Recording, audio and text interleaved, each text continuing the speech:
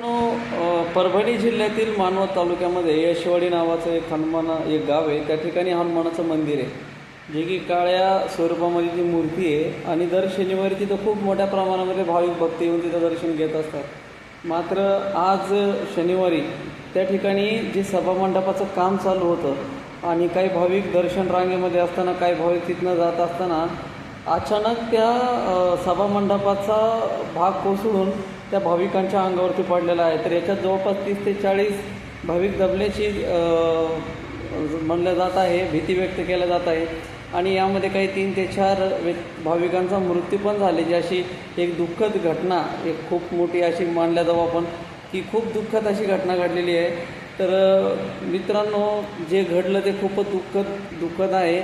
ईश्वर मृतांच्या आत्म्यास शांती देवो आणि त्यांच्या परिवाराला सावरण्याची शक्ती देवो. घडलेली घटना खूपच दुःखद आहे. तर काय बोलू, काय मित्रांनो, काय खूप वाईट वाटते.